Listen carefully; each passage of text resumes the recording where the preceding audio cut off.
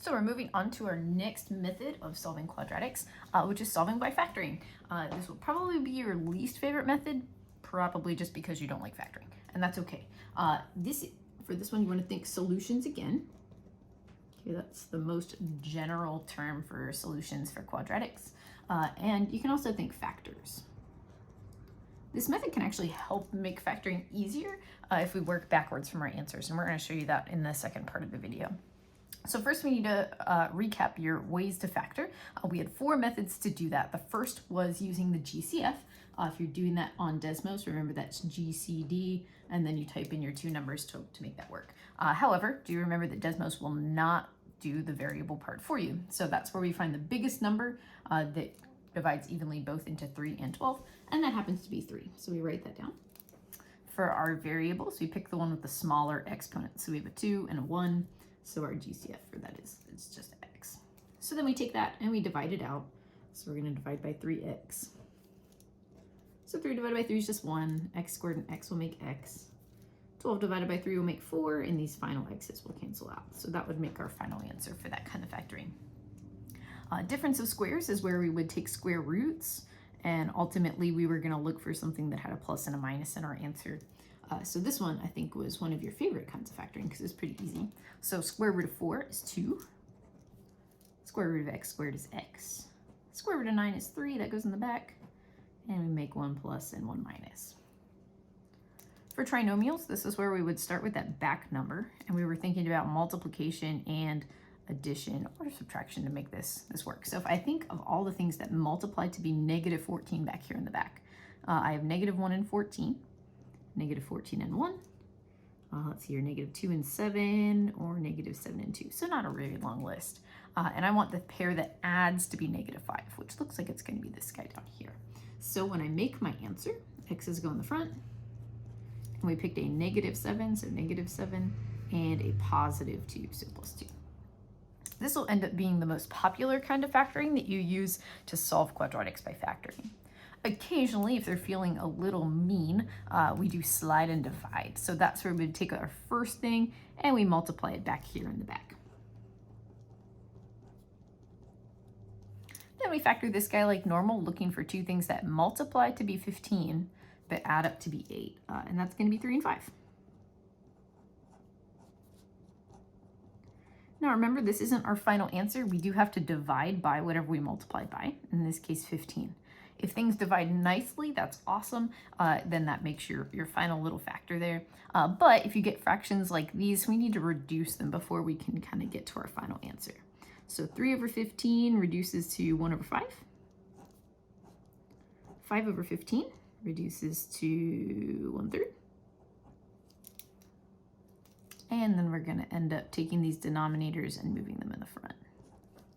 So we'll have 5x plus 1. And 3x plus 1 as our final answer to that kind of factoring. All right, again, this is going to be the most common. So in order to solve quadratics by factoring, our first step is to make sure that our equation is equal to 0. Y equals is also okay. We're just going to end up replacing that y with 0 anyways. If you think about what we're looking for where the x value that makes our equation equal 0, so that's why we need that 0 there, or why we need to replace the y value with 0.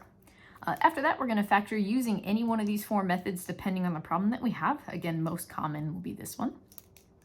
The new part of this that we haven't done in the past is to set each factor equal to 0. So after we get our polynomial broken apart, we're going to have to set each piece equal to 0. It's going to make 2 little baby, typically 1-step equations, and we're going to solve those little baby 1-step equations for x. So our first couple of examples here are already factored, which is really convenient for us. We don't have to worry about it too much. So this is kind of just these 2 new steps. So it does equal 0 already. It is already factored with those parentheses. And now we're going to take each of these chunks and set them equal to 0.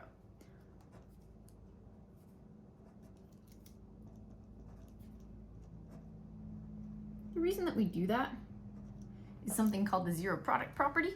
So it's saying that I'm taking 2 things. I don't really know what those 2 things are, but I know that when I multiply them, they have to equal 0. So if you think about how you multiply to get 0, it means you must have multiplied something by 0 to get 0. So we assume that either this first thing was equal to 0 or the second thing is equal to 0, or it could be both, which is why we have to separate both of them and make that work. So what I'm going to do is now I have two little one-step equations, and I'm going to solve each of those for x. So on this side, I'm going to have to add 2 to both sides. 0 plus 2 is going to be 2. Over here, I have to subtract 3 to get x alone. So x is negative 3. So these two things are actually my final answers. So x is 2 and x is negative 3. Now remember from solving by graphing, we had lots of different ways to represent our answer. This is one fine way. You could also do sets, like 2 and negative 3. You could do coordinates. You could write them together, like that, or you could just write them normally, so 2 comma negative 3. All of those are fine options. Over here, it's the same kind of deal. It's already factored. Where it changes is now we have a number in front of x here. It's also set equal to y, which is fine. We're just going to break this apart and set each of these equal to 0 anyways. All right, we're going to solve these little equations. So this one isn't much different than what we did on the last example. We're going to add 5 on both sides, so x will equal 5. This is where it's a little bit different. This one is actually a two-step equation. So I'm going to move the 2 to the other side. So I'm still left with 7x equals negative 2. I'm not quite finished because x is not alone, so I have to divide on both sides by 7. So x will equal negative 2 over 7. So it is okay to get fractions here as final answers. And I do need both pieces. All right, so we're gonna start adding in steps here. So now we're gonna also include step 2 where we need to factor ourselves. So I can tell that this one needs to be factored because it doesn't have those parentheses in it. There's no multiplication happening, except for right there. And technically you're squared too. But we don't see those parentheses that's traditionally factored. So this is a trinomial, okay, that like what I said was gonna be the primary way that we factor. It is already equal to 0, so I still don't really need step 1 yet. So this is where I'm going to look for two things that multiply to be 24, but add up to be 10. Okay, if you make your list or feel like you need to make your list, you can. I know these are going to be 4 and 6. So 4 times 6 makes 24. 4 plus 6 will make 10. So these are going to end up being split.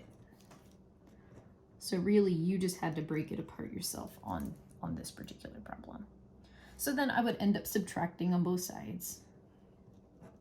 Now you may notice that it ends up kind of just being the opposite of the numbers that you picked. So if you pick positive 4 and positive 6, our answers are going to be negative 4 and negative 6. And we're actually going to use that idea here a little bit differently to kind of work backwards in the next section.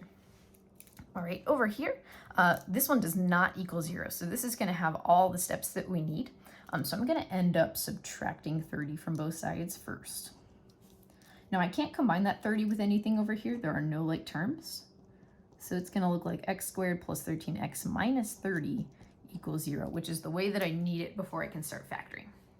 So I'm looking for two things that multiply to be negative 30, but add up to be 13.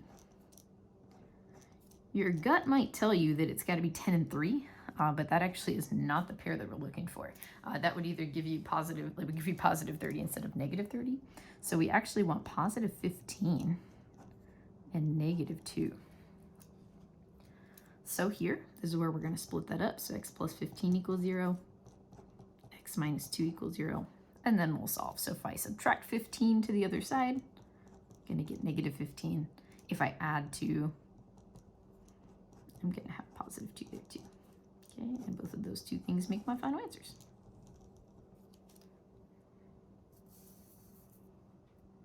All right, if I take a look at this guy, it's ready to be factored. We already have y equals, so I can just treat that like 0. All right, if I think of things that multiply to be 4 and add to be 4, that'd be 2 and 2. I'm going to throw that equals 0 on this side, just because I like my variables on the left. Now this one's a little different, because if you'll notice, both of your factors are actually the same. So we end up solving x plus 2 twice, which is kind of weird.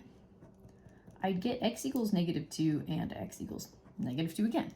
So what this really means is that we actually only have one answer. There's only one negative 2 on the number line. So this would be a graph that just comes and bounces off of your x-axis at -2. So if you get two answers that are the same, you don't need both of them, you really just need one. Remember that the other option is to have no solution. And if you get something for like no solution for one of these problems that you're trying to factor, what would happen is you would factor and it would end up to be prime, that you wouldn't be able to split it apart. All right, we have one more example, and this one's going to end up being slide and divide because of this 2 in front of the x squared. But first, I need to move this 10 over so that my equation equals 0. Okay, again, can't combine. There's no like terms going on. So we're going to end up sliding and dividing. So that's where I'm going to take this 2 times this -10. So I'll end up with x squared plus x minus 20. So two things that multiply to be -20 but add up to be a +1 are going to be a +5 and a -4. I do need to divide before I split, so I'm going to end up dividing both those pieces by 2. So 5/2 doesn't divide by 2, and it's already in reduced form, so that one is going to move this 2 up here in the front. So 2x plus 5. Over here, 4 divided by 2 does make 2, so I can adjust that factor accordingly. So this is what I'm actually going to end up splitting up, and I think I'm going to do that over here so I have a little bit more space. So I have 2x plus 5 equals 0, and I also have x minus 2 equals 0. So on this one, it's going to be one of those ones that turns into a fraction, and that's okay. I'm going to subtract 5, so I have 2x equals -5, and then we have to divide by 2. So that'll give me -5/2. All right, over here, x minus 2, I'm going to add 2 to both sides, so x equals 2.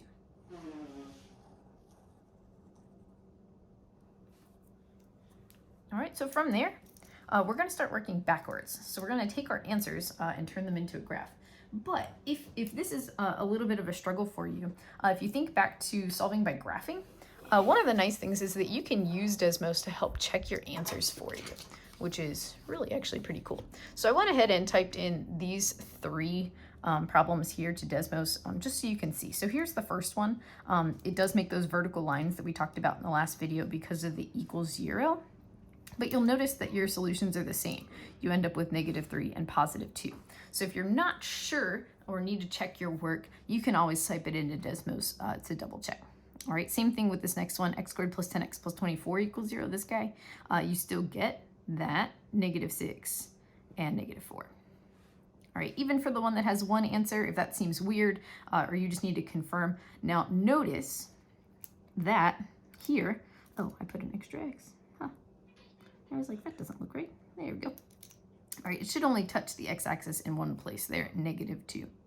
All right, just in case you're kind of weirded out by the fact that those are the same, or why is this one answer, this can show you why. It only touches the x-axis in one place. All right, so moving on to the other section where you can work backwards. These questions are a little less common, and that's okay. They still can come up, and they can be helpful if you struggle with factoring. All right, so what happens is you can take a look at the graphs and work backwards to factored form, so those parentheses. So what you would want to do is find the solutions, and then what we do is we unsolve for x, so you want to make it equal 0 again. And then you can take those sides and put them together to create a factored form. So take a look. If I'm looking at this first graph, I would want to find my solutions, just like we did with solving by graphing. So this guy here, this solution is at x equals 3.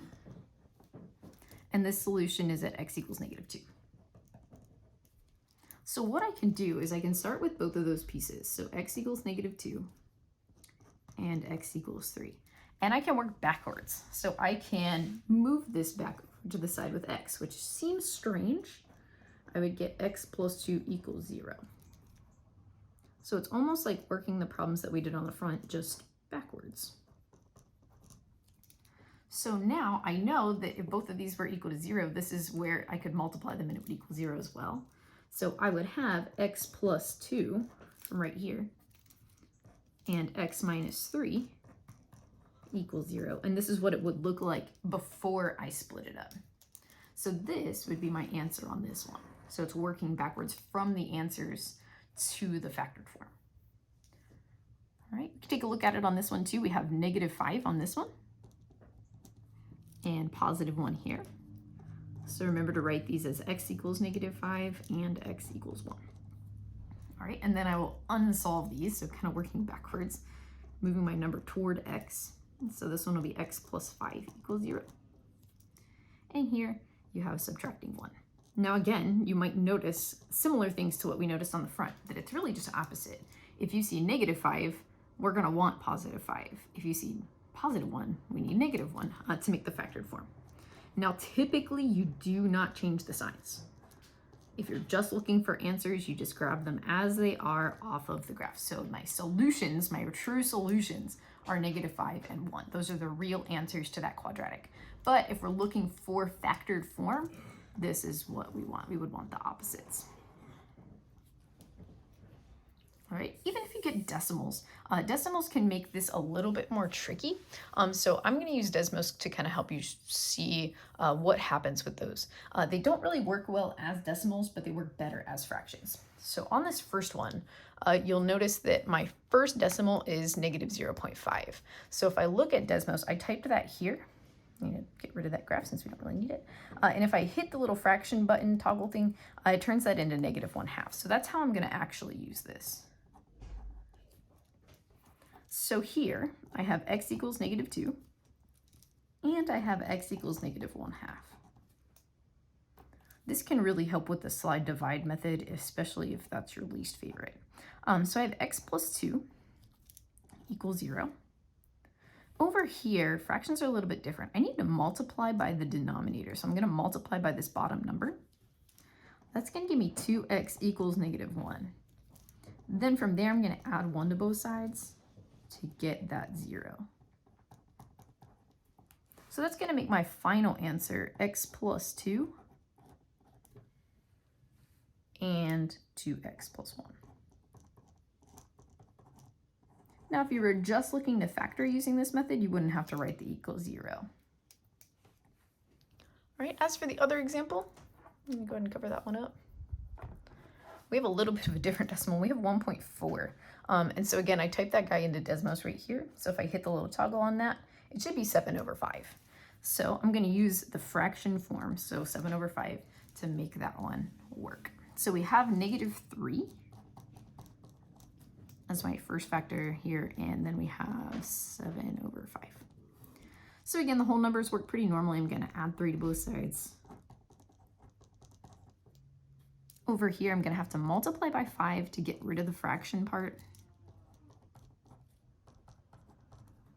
And then I'm going to subtract 7. My math instinct wanted to divide by 5 again.